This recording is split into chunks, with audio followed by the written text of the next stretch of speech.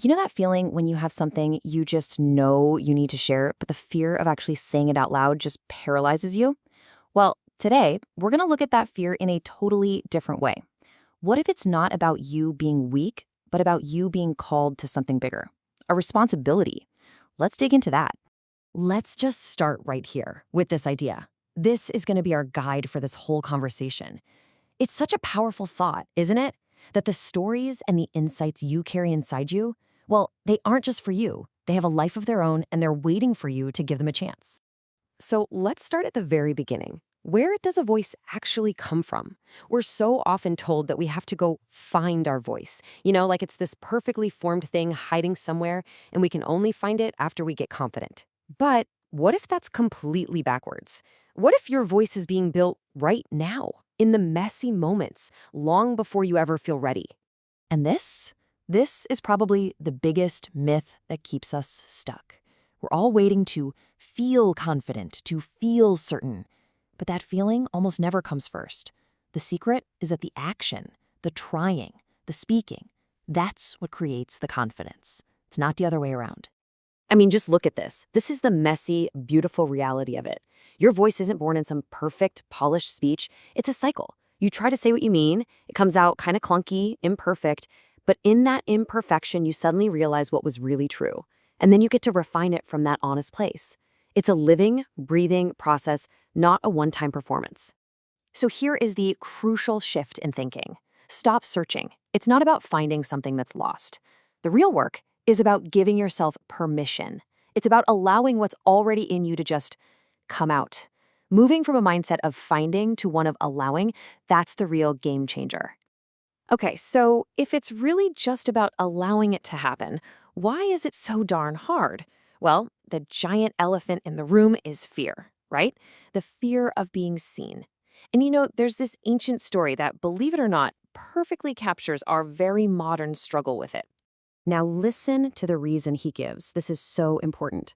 The guy who buries his treasure, he's not being lazy or defiant. He literally says, "I was afraid." That is the voice of self-preservation that lives in all of us. It's that part of you that just wants to keep your gifts, your ideas safe, hidden away from any kind of judgment. And this is exactly what that ancient fear looks like today. It's not some monster under the bed. It's overthinking every little detail. It's delaying, procrastinating, telling yourself you'll do it when you have perfect clarity. It's constantly convincing yourself, oh, it's just not the right time yet. It's all just a modern way of burying your talent in the ground. Because this is what it all boils down to, right? This is the one question that powers all that fear and all that delay. It's the core vulnerability. What if I pour my heart out, share my big idea, speak my truth, and people just don't get it? Or worse, what if they reject it? That one single question keeps so many amazing things buried. But then, for a lot of us, something starts to shift. It's not loud, it's a quiet turn, where the pain of staying silent suddenly starts to feel heavier than the fear of speaking up. This just captures that feeling perfectly. The very thing that used to feel like your safe place, your shield, your silence, now it starts to feel like you're going against your own grain.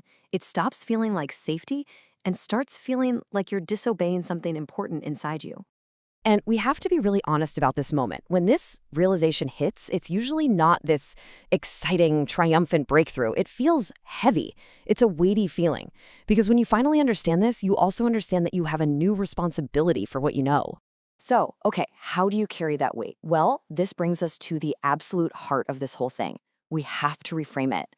We need to stop seeing expression as just an act of vulnerability and start seeing it as an act of service. It's about stewardship.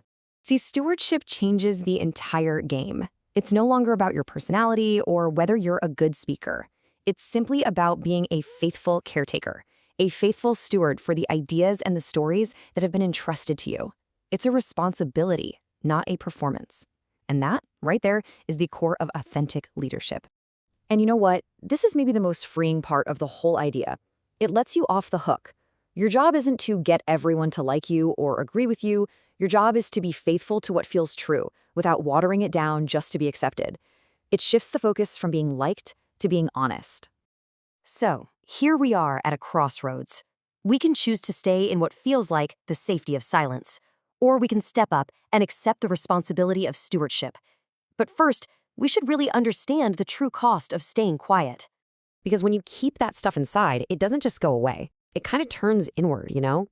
It shows up as this constant restlessness, this dissatisfaction you can't quite name. It's that feeling of being misplaced, because deep down, you know, some part of you is meant to be put out into the world. And that's the thing. Once you see it this way, you can't really unsee it. You become accountable to the truth you hold, to the gifts you've been given, and ultimately to the choice of what you're going to release or not release into the world. And that really brings us to the final thought here. When that inner voice, that idea, that story just keeps knocking, relentlessly asking to be let out, is it possible it was never really yours to keep in the first place? Maybe it's a gift you were meant to care for, a gift you were meant to give away. Because what you carry truly deserves the chance to exist beyond your silence. The only question left is, will you let it?